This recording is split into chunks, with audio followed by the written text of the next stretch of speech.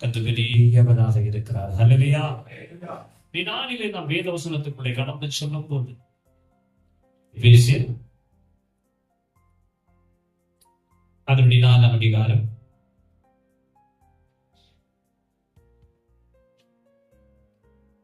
17 வாசனம் 24 வரைக்கும்.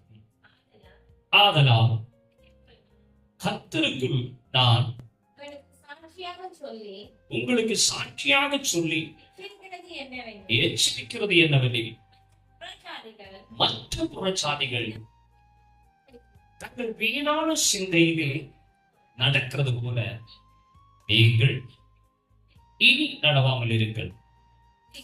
அவர்கள் புத்தியில் அந்தகாரப்பட்டு தங்கள் இருதய கடினத்தினால் தங்களில் இருக்கும் அறியாமையினாலே தேவனுடைய ஜீவனுக்கு அந்நியராயிருந்து உணர்வில்லாதவர்களாய் சகலவித அசுத்தங்களை ஆவலோடே நடப்பிக்கும்படி தங்களை காம விகாரத்திற்கு ஒப்புக் கொடுத்திருக்கிறார்கள்.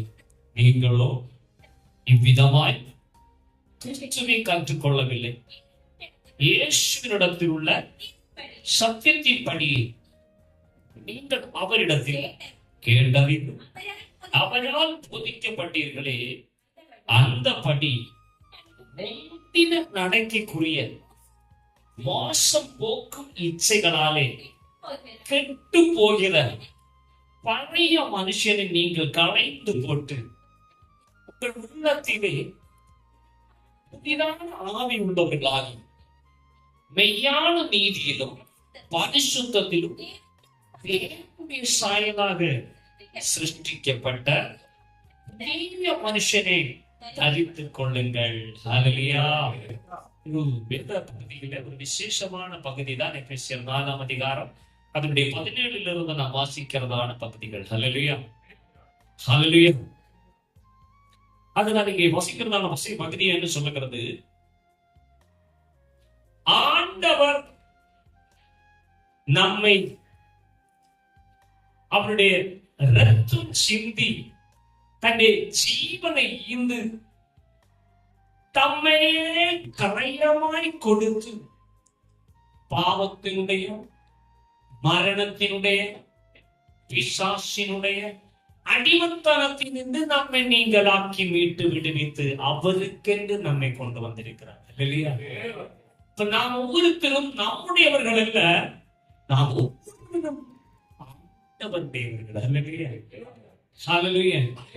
அங்க விசேஷம் ஒண்ணும் இல்லை. நான் பெரியவன், நீ பெரியவன், இயேசுக்கு அடுத்த ஸ்தானம் எனக்கு வேணும், நான் தான் அடுத்த ஆளு, இந்த மாதிரி உள்ள பரிபாடிகள் ஒண்ணு அங்க இயேசுக்கு பின்னால நடந்துட்டு இருந்த 2 சீசர்மாருக்கு ஒரு ஆசை, எனக்கு என்ன வேணும். அது கேட்ட வேற 10 சீசர்களுக்கு என்ன வந்துட்டு எரிச்சல். அந்த 10 சீசர்களுக்கு எரிச்சல் வருது. காரணம் என்னன்னா, இயேசு கிறிஸ்துவின் இடது பக்கத்திலும் வலது பக்கத்திலும் அவங்க 2 பேருக்கு நாங்க 10 பேர் என்ன செய்யறது இல்லையா? ஆமா, அங்கே ஸ்தானத்திற்கு செயல்பட்டு கொண்டு அந்த ஸ்தானம் தேவன் ஏற்றதற்கு தான் சொல்லுகிறது. நம்ம இதுபோல தேவன் நமக்கு வைத்திருக்கிற ஒரு பகுதி இருக்கிறது. அது எது என்றால், நாம் கிறிஸ்துவை என்ன செய்ய வேண்டும்? தரித்துக் கொள்ள வேண்டும். ஆமா, அரசியலை நம்ம பார்க்கிறோம். தங்கள் தானத்தை இன்னொருத்தருக்கு போகாம தங்கள் குடும்பத்துக்கே இருக்கணும்னு நினைக்கிற ஒரு அரசியல் நடக்குது. இன்னொரு பக்கம் இவங்க போனா அடுத்து நான் வரணும்னு நினைக்கிற ஸ்தானத்தை எதிர்பார்க்கிற ஆளுங்க இருக்கிறார்.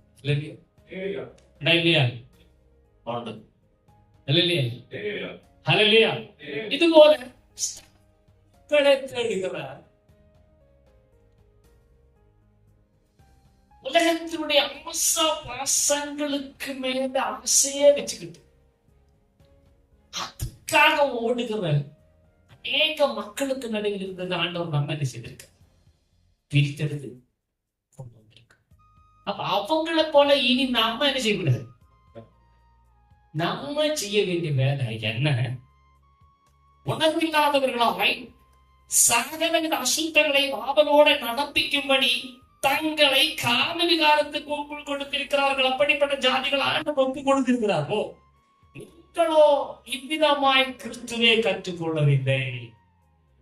கிறிஸ்து என்ன செய்தாரு?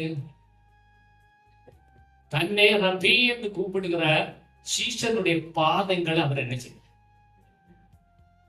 பேதுரு சொன்ன, ஆண்டவரே நீர் என் பாதத்தை என்ன செய்தாங்க? உடனே இயேசு சொன்னார், நான் பாதத்தை கழுதல, என்ன என்கிட்ட உனக்கு என்ன இல்லை? உடனே ஐயோ ஆண்டவரே, அப்படியான என்ன செய்யுது? தலை முதல் காது வரைக்கும் செய்யுங்க. அப்படி செய்ய வேண்டிய அவசியம். முழுதும் மூழ்கினவன் இன்னும் மூழ்க வேண்டுவதில்லை. ஆகிலும் அவன் தன் கால்கள் என்ன செய்யும்? அதான் கால்கள் கழுகிற சட்டம் பைபிளில் இருக்கிறது. அல்லையா? அல்லையா? இந்த கால்கள் கழுகுற சட்டம்னு சொன்னா தனி கட்சி, தனி குரூப், சபையில் தனி குரூப், இப்படி எல்லாம் செய்ய தனி கட்சி.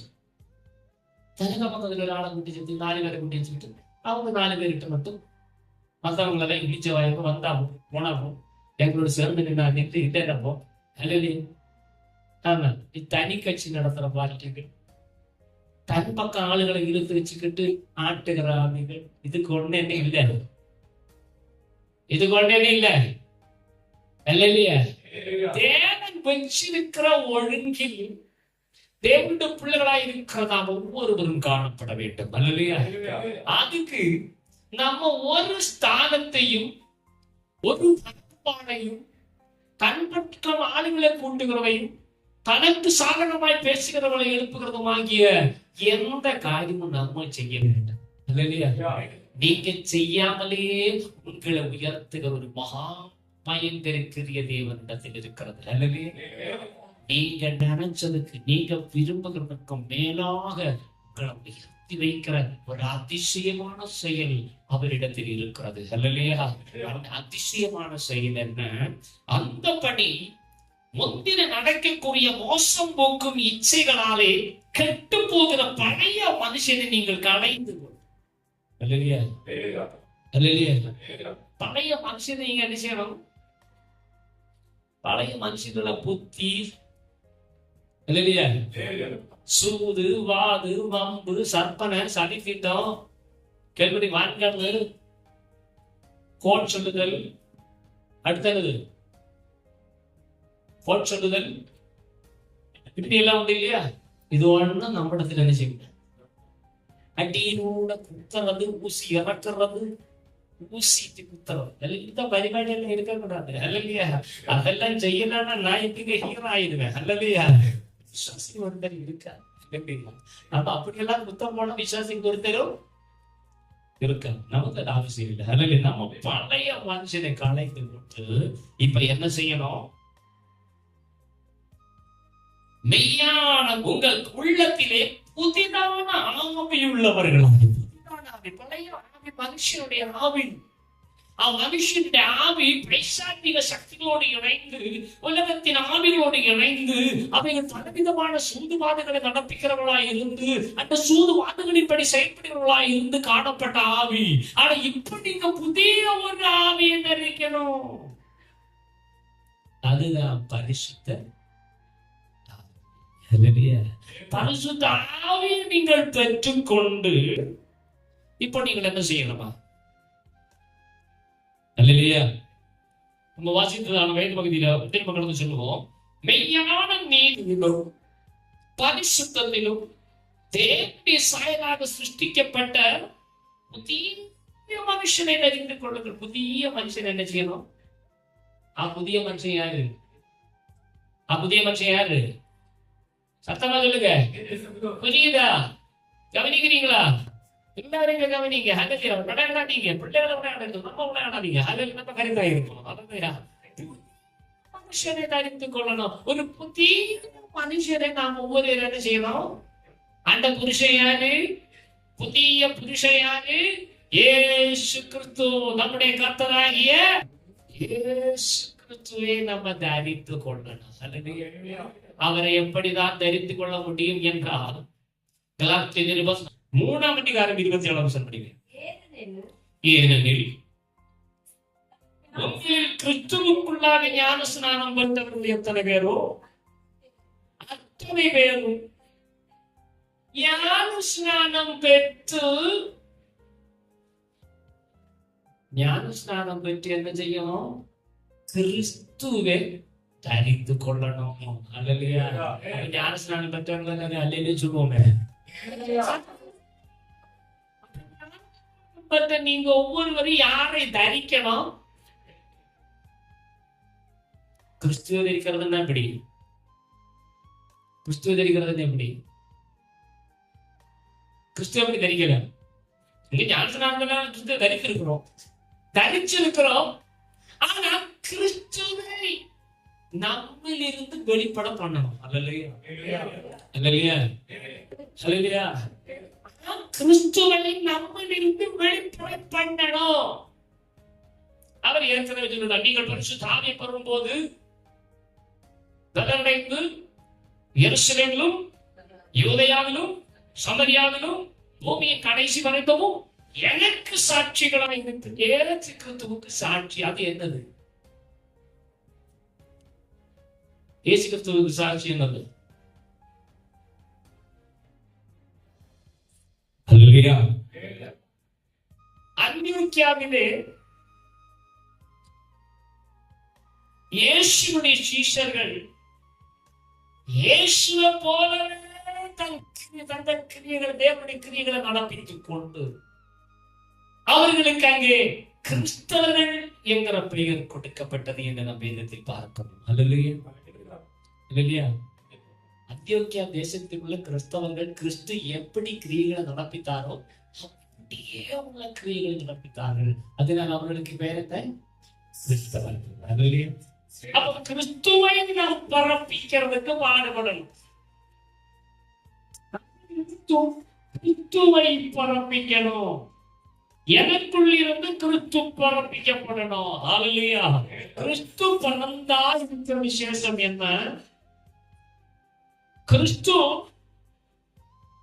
அவர் சிலுவையில் சுமந்து கொண்டு மனுக்குலத்தின் பாவத்தை சிலுவையில் சுமந்து கொண்டு மரணத்திற்கு பரிகாரத்தை உண்டாக்கி பிசாசை அழித்தவராக மரித்து அடக்கம் பண்ணப்பட்டு உயிர் தெழுந்தார். அப்ப கிறிஸ்து உயிர் தெழுந்தவர் உங்களுக்குள்ளே நீங்கள் தரிப்பித்தார். உயிர் தெழுந்தவரை நீங்கள் உங்கள் உள்ளங்களிலே உயிர்ப்பித்தால் வேதவசனம் சொல்லுகிறது. ஹல்லேலூயா. நீங்கள் பாவத்தை வென்றவர்களாய் விளங்குவீர்கள். ஹல்லேலூயா. மரணம் நீங்கினவர்களாய் விளங்குவீர்கள். ஹல்லேலூயா. பிசாசை அழித்து பிசாசின் கிரியைகளை அழித்தவர்களாய் விளங்குவீர்கள். ஹல்லேலூயா.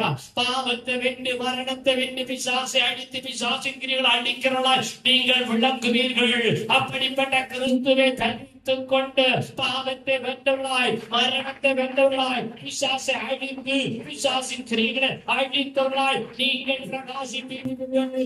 அப்படி நீங்கள் பிரகாசிப்பிக்கும் போது உங்களுடைய தானம் உங்களுடையதாய் இருந்து நீங்கள் போகும் இடம் கிறிஸ்துவின் மகிமை வெளிப்படுத்துவதாய் இருக்கிறபடியால் மற்றவர்களை மகிமைப்படுத்துவார்கள். ஹல்லேலூயா.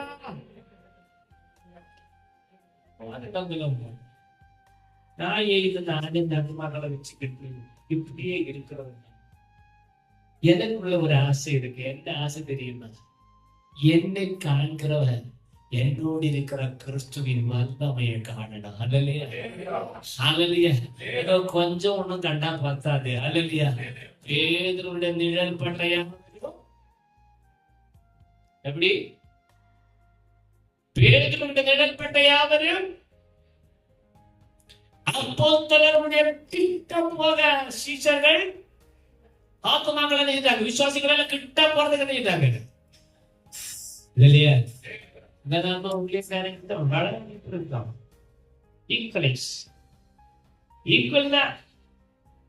நாளடைவில் கிறிஸ்து வளர வளர வளர வளர அதிகாரமும் வல்லமையும் ஊழியக்காரனுக்கு பெருகும். அப்ப விசுவாசிகளை கொண்டு போனோம், கீழோட்டு போனோம். ஊழியக்காரன் மேலோட்டு போகும்போது விசுவாசிகள் எல்லாம் எங்கோட்டு போனோம்? ஊழியக்காரனுக்கு கொஞ்சம் கீழோட்டு போனோம். அல்லையா? மேலோட்டு வர முயற்சிக்க கூடாது. சரி, அந்த மகிமையை புறப்பட பண்ணும் வரைக்கும் நான் அவருக்கு காத்திருக்கேன். நம்ம அதுக்குதான் காத்துட்டு இருக்கிறோம். சுத்தமானார் கிட்ட போக பயணம். அப்படிப்பட்ட ஒவ்வொருவரையும் அதிகாரமும் தேவன் நம்முடைய ஊழியக்காரர்களுக்கு வைத்திருக்கிறார். அப்படி இருக்கும்போது கிறிஸ்து உங்க உள்ளத்தில் தரிப்பிக்கப்பட்டது உண்டானால், அப்போஸ்தலனாகிய பவுல் சொல்லும் போது சொல்லுகிறார் அல்லவா, கலாத்தியர் 2:20 நம்ம வாசிக்கிறோம். கலாத்தியர் 2:20 வாசிக்கும் போது, கிறிஸ்துவுடனே கூட சிலுவையில் அறையப்பட்டேன், ஆயினும் பிழைத்திருக்கிறேன், இது நான் அல்ல, கிறிஸ்துவே எனக்குள் பிழைத்திருக்கிறார். ஹல்லேலூயா. அவர் பிழைத்திருக்கிறார். 13 நிருபங்கள் உண்மையான அப்போஸ்தலர்களிலிருந்து வேறுபட்டு புறஜாதிகளுக்கு அப்போஸ்தலனாக நியமிக்கப்பட்ட ஒரு பவுல் 13 நிருபங்களே வேத புஸ்தகத்தில் உட்படுத்தத்தக்கதாக பரிசுத்த காலத்தில் இருந்து பிரயோஜனப்படுத்திக் கொண்டு அன்று எழுதப்பட்ட அந்த நிருபங்களை கொண்டு இன்னும் அதையும் அவர் பேசிக் கொண்டிருக்கிறார்கள்.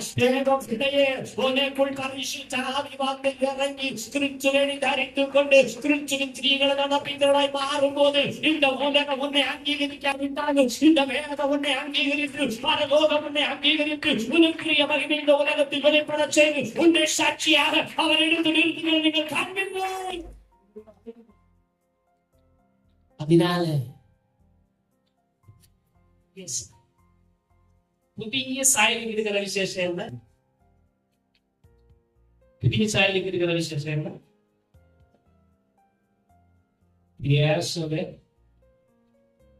பரலோகம் என்ன திட்டம் வச்சிருக்கோ, பரலோகம் என்ன சித்தம் குறித்திருக்கோ அதன்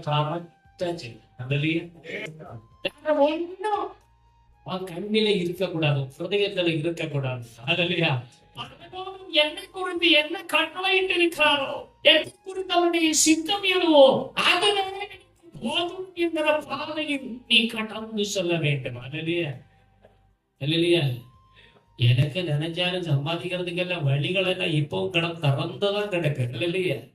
இல்லையா? எனக்கு சம்பாதிக்க தொடங்கினா என்கிட்ட இங்க நிக்கிற நிறைய பேர் காண முடியாது. இல்லையா? ஆனா சம்பாதிக்கிற வழி எனக்கு நீ சம்பாதிக்கிற வழி எனக்கு நீ சேர்க்கிற வழி எனக்கு நீ வேண்டாம். இனி கர்த்தருக்கு வாழ ஒப்பு கொடுத்திருக்கிறேன். அதனால கிறிஸ்துவை பரப்பிக்கணும்னா நான் கிறிஸ்து இயேசுனுடைய சாயலை தரித்துக் கொள்ள வேண்டும். கிறிஸ்து இயேசுனுடைய சாயலை தரித்துக் கொள்ளுதல் என்றால் அவரிடத்தில் சில தன்மைகள் சில அனுபவங்கள் இருந்தது. அல்லேலூயா. முதலாவது அவனுடைய போஜனம் தேவ சித்தத்தின்படி செய்வது என்று அவர் சொல்லி இருக்கிறது. நான் யோவான் சுவிசேஷம்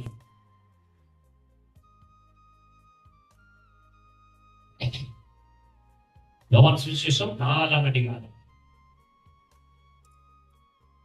அதனுடைய 32 இருந்தது. அதற்கு அவர் வசிப்பதற்கு நீங்கள் அறியாத ஒரு போஜனம் எனக்கு உண்டு என்றார்.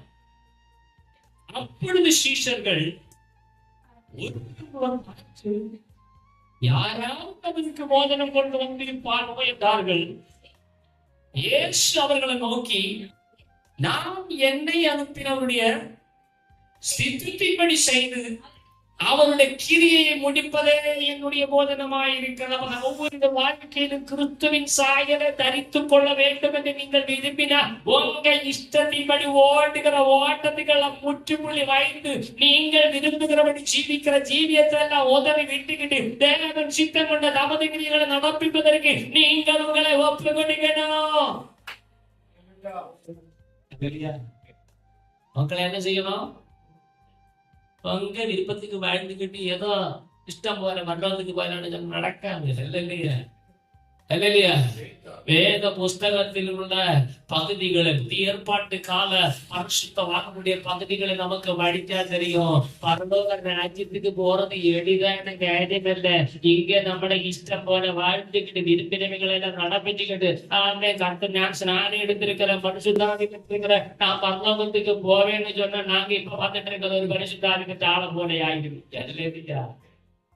ஆயிரம் சாபம், வாயை திறந்த கையெடுத்த அநியாயம், பரிசுத்தாவி பெற்ற கையில அநியாயம், பரிசுத்தாவி கை பெற்றவங்க வாயில் என்னது சாபம்.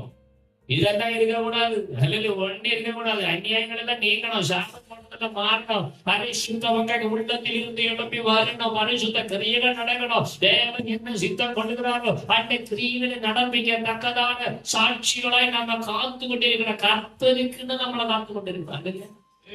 யாருக்குன்னு காத்து கொண்டிருக்கணும்? என்ன செய்யணும்? அவர் என்ன சொல்லுவாரோ, அவர் என்னை குறித்து என்ன சொல்ல சித்தமாக இருக்கிறார், அவர் என்னை கொண்டு என்ன செய்ய சித்தமாக இருக்கிறார் என்று அவருக்கு காத்திருக்கிறவர்களை போல அவர் என்ன சொல்லுவாரோ அதோட ராஜ்யம் நீ உனக்கு பிடிச்சது போல நட. அது ஒன்றும் பிரச்சனையே.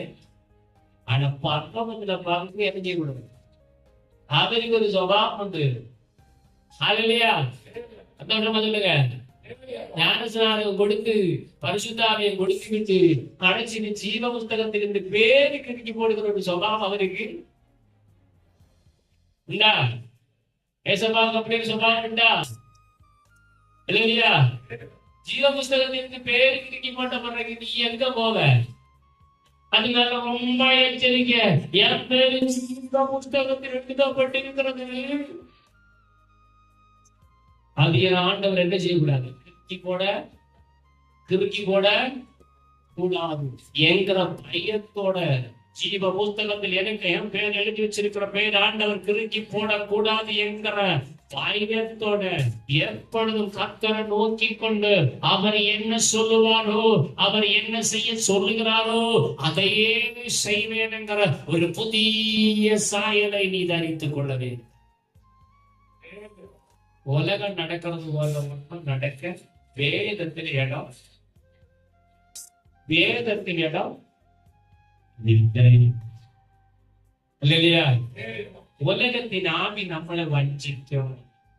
அப்பத்துல கூட தான் நடப்பாங்க, அப்பத்திலோடு கூட இருப்பாங்க, அப்பத்தில போல ஊழியத்தில் செயல்படுவாங்க.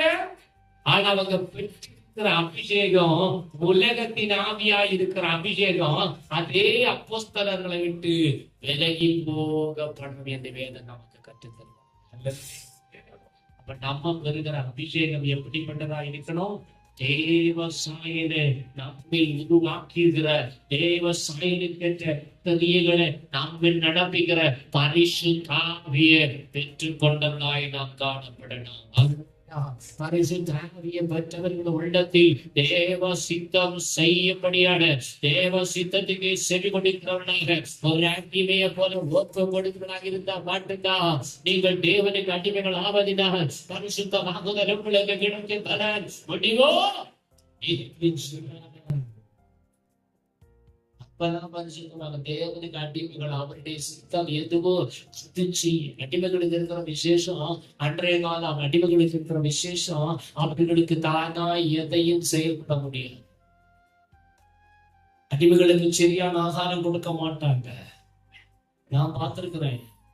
நானும் ஒரு 3 ஸ்டார் ஹோட்டல்ல வேலைக்கு போன போது, ஹalleluya 3 ஸ்டார் ஹோட்டல், எல்லா விலை உயர்ந்த ஐட்டங்கள் அங்க இருக்கு. ஆனா அங்க வேலை செய்யறவங்களுக்கு என்னது? அந்த விலை உயர்ந்த ஒரு பொருள் அவங்க தொட ஆர்டர் கிடைச்சா அந்த ஆர்டர் கொடுத்த பிறகு அந்த பொருளுக்கு பணமும் கொண்டு மூக்கில என்ன செய்யணும்? ஹalleluya ஹalleluya. இந்த மனத்தை தான் இருக்க முடியுமே தவிர அதை சாப்பிட, அந்த ஹோட்டல்ல சாப்பிட முடியாது. அப்படி சாப்பிடணும்னா நம்ம என்ன செய்யணும்? ஆனா அந்த அந்த ஹோட்டலில் இவ்வளவு இவ்வளவு டிலிஷியஸான ஆகாரங்கள் அவர்கள் உருவாக்கி கொண்டிருக்க, அந்த ஆகாரங்கள் ஒன்றும் தொடாம வெறும் சோறு, இந்த சாதனை இருக்குது, சாதனை சிக்கன் கறிகள் கொடுக்குற சாதனை எதுகளுக்கு கொஞ்சம் சாதனை எடுத்துட்டு நினைச்சுவாங்க. நம்ம அது செஞ்சுட்டுதான் கிடைக்கணும் இல்லையா? ஆனா நாங்க என்ன செய்வோம்னு சொன்னா பைசா சம்பளம் வாங்கி இருக்குது, வேற பாட்டலுக்கு என்ன செய்வோம், நமக்கு பிடிச்சது எல்லாம் வாங்கிட்டு அப்புறம் இந்த பாட்டல் என்ன செய்ய முடியாது. ஹல்லேலூயா, ஹல்லேலூயா. ஆமா, அடிமைகள் என்று சொன்ன அவர்கள் எந்த சுதந்திரமும் இல்ல. மக்களோட ஆடம்பரமாய் வந்து உட்கார்ந்து சாப்பிட்டுட்டு போகும்போது அங்க வேலை செய்கிற ஆண்டவருடைய சீஷர்கள், ஆண்டவருடைய பிள்ளைகளுக்கு, அந்த வேலை, அந்த எஜமானுக்கு வேலை செய்கிற எஜமானுடைய வேலைக்காரர்களுக்கு அங்க நல்ல ஆகாரம் ஒண்ணு.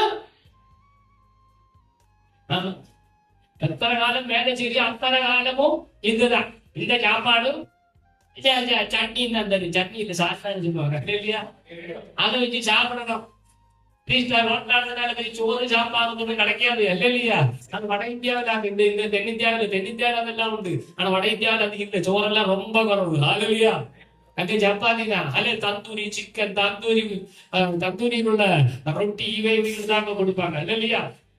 தந்தூரி ரொட்டி, தந்தூரி பரோட்டா, அது பரோட்டா, அந்த கோபி பரோட்டா, அது கோபி பரோட்டா அப்படின்னு சொல்லி இல்லையா? என்ன அழகா மனமாக இருக்கும், அதோட நமக்கோட இது இல்ல.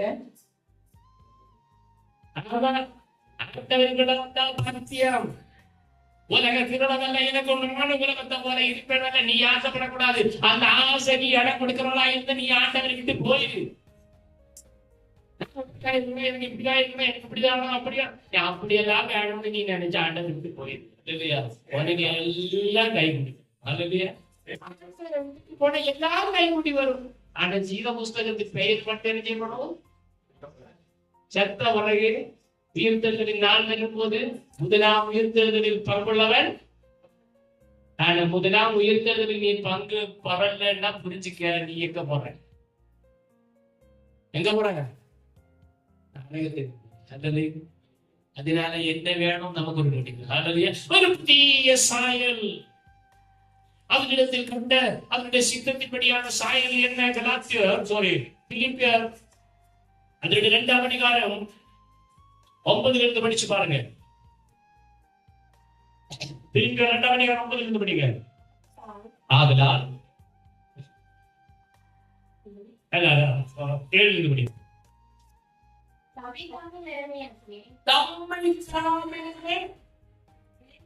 எப்படி தேவ சித்தம் என்றால், ஒருவன் தேவ சித்தம் செய்ய வேண்டும் என்றால் தம்மை தாமே வெறுமையாக்கணும். அப்படின்னு சொன்னா தன்னுடைய ஆசை, இச்சை, வாஞ்ச, விருப்பம் எல்லாத்தையும் ஓதறணும். அது ஒண்ணு வச்சுட்டு இருக்க கூடாது. அப்படி எல்லாத்தையும் ஓதறி விட்டுட்டு தம்மை வெறுமையாக்கி அப்புறம் என்ன செய்யணுமா?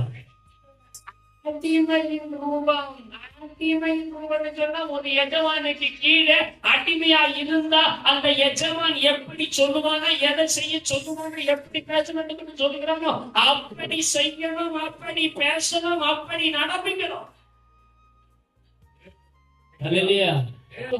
எனக்கு முடியாது இல்லையா? உனக்கு வேண்டாம், நீ போயிரு, ஆண்டவர் விட்டு போயிரு. ஆண்டவருக்கு ஒன்ன தேவையில்லை இல்லையா? உனக்கு ஆண்டவர் தேவைன்னா, என் ஆண்டவருக்கு தேவைன்னு அழைத்து கொண்டு வந்திருக்கு. ஆனா ஆண்டவர் சொல்றது ஒண்ணு எனக்கு செய்ய முடியாதுன்னு சொன்னா நீ போயிருங்க இல்லையா? எனக்கு இயேசு கொண்டு கூட 70 சீஷர்கள் எக்ஸ்ட்ரா இருந்தாங்க. 18க்கு மேல 70 சீஷர்கள் எக்ஸ்ட்ரா இருந்தாங்க. ஓ, இது கடினமான உபதேசம், இதெல்லாம் எப்படி கை கொள்ள முடியும்னு சொல்லிட்டு 70 பேரும் போயிட்டாங்க. ஆண்டவர் அதை பத்தி கவலைப்படல. கூட நிக்கிற 12 பேர்கிட்ட கேட்டாங்க, நீங்களும் போய்விட உங்களுக்கு போன போகல, நோ ப்ராப்ளம். ஆனா 12 பேர் சொல்லிட்டு, ஆண்டவரே உண்மை விட்டு நாங்கள் எங்கே போவோம்? நித்திய ஜீவ வசனங்கள் உங்களிடது.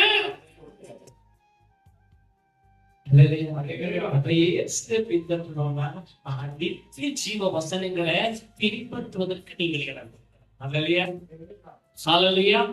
இங்கே தம்மை வெறுமையாக்கி ஒரு அடிமையின் ரூபம் எடுத்து அவர் மனுஷ சாயலானா, தேவன் தான் மனுஷ சாயல். மனுஷ சாயலானார். அவர் மனுஷனாய் காணப்பட்டு மரண பரியந்தமும், அதாவது மரண பரியந்தமும் கீழ்ப்படிந்தவராகி நம்மை தாழ்த்தினார். கீழ்ப்படிந்தவராகி தம்மை. அப்ப முதல்ல தேவ சித்தத்தின்படி ஒருவர் செய்யணும்னா தன்னை வெறுமையாக்கணும், தன்னைத்தானே வெறுக்கணும். தன்னைத்தானே வெறுக்கணும்னு நமக்கு இந்த உலகத்தினுடைய ஐஸ்வர்யங்கள் எல்லாம் வாரி இறைத்து சர்வதற்கு ஆண்டவர் ஆயத்தமாக இருக்கு. ஆனா அதுக்கு ஒண்ணு, நீ சித்தம் செய்வியா இல்லையா என்கிறத உன் சதயத்தை காட்டி தந்துக்கிட்டு, நீ சித்தம் செய்யலன்னா ஒண்ணு அனுப்பி விட்டுக்கிட்டு உனக்கு எல்லாம் அந்த கெட்ட மார்க்கத்தை கொடுத்தது போல என்ன செய்யும்? ஆனா இந்த தகப்பம் கொஞ்சம் கடினமான தகப்பம். திருப்பி வந்தா என்ன செய்ய மாட்டாரு? அல்லையா? ஒரு பக்கம் நல்ல தகப்பம் தான், திருப்பி வந்து ஏற்றுக்கொள்வாரு. ஆனா இன்னொரு பக்கம் அவர் கடினமானவர். தன்னுடைய சித்தம் இன்னதென்பது நமக்கு வெளிப்படுத்தி தந்து நாம் அதை செய்ய மாட்டோம் என்று சொல்லிக்கிட்டு ஆண்டவரை விட்டுட்டு விலகி போனான். இந்த உலகத்தினுடைய வாரி அழைத்து தருவான். ஆனா ஜீவ புஸ்தகத்துக்கு பேரை திருக்கி போட்டு உலகத்தோடு வாழ்ந்துருன்னு சொல்லிப்பார். அல்லையா? ஆனா இங்கே தம்மை தான் வெறுமையாக்கி என்றால் தன்னை வெறுத்து, தன்னை வெறுத்து எடுத்து என்னை பின்பற்றாதவன் எனக்கு சீசனாக இருக்க மாட்டான். தன்னை தான் வெறுத்து அவருடைய சிலுவை எடுத்து அவன் சிலுவதான் வைத்தான். அல்லையா? கருமையாகுது நாச இச்சைகளை சிலுவையில அறைந்து விடு. அது மட்டுமல்ல, இப்ப அடிமையின் ரூபம் எடுத்து மனுஷ சாயலானா அவர் மனுஷ ரூபமாய் காணப்பட்டு மரண பரியந்தமும், அதாவது சிலுவையின் மரண பரியந்தமும் கீழ்ப்படி சொல்லும் போது அடிப்போ அப்படி இருக்கு, இப்படி இருக்கு. அந்த ஊழியக்காரன் கூட இருக்கிற விசுவாசிகள் எல்லாம் அப்படி இருக்கு, இப்படி இருக்கு. நாங்க மட்டும் இப்படி இருக்க கூடாதோ? இப்போ அங்கேயே போயிருக்கு. அல்லையா? அந்த கூட்டத்திலேயே போயிருக்கு. அல்லையா?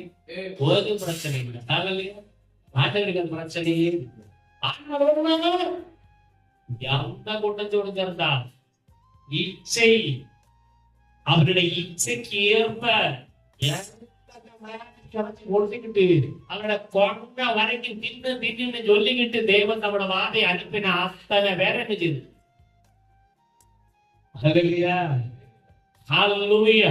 அதனால் தேவனுடைய பிள்ளைகளை கீழ்ப்படிந்தவராகி அவர் என்ன சித்தம் வச்சிருக்கிறாரோ அந்த சித்தத்தின்படி கீழ்ப்படிந்தவராகி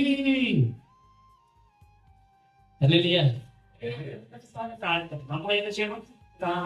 நம்மளோட பெருமைகளை எல்லாம் இறக்கி வைக்கணும். எனக்கு அப்படி உண்டு, இப்படி உண்டு, நான் அப்படி ஆக்கு, எனக்கு இப்படி ஆக்கு நினைச்ச நானும் பெரிய ஆளெல்லாம் ஆகல. இல்லையா? அப்படின்னு நினைக்கிறது. இது ஒன்று ஆண்டவர் நம்ம அதுக்கு என்ன செய்யணும்? நம்மை தாமே பெருமையாக்கி அடிமையின் ரூபம் எடுத்து கீழ்ப்படிந்து தன்னைத்தானே தாழ்த்தணும்.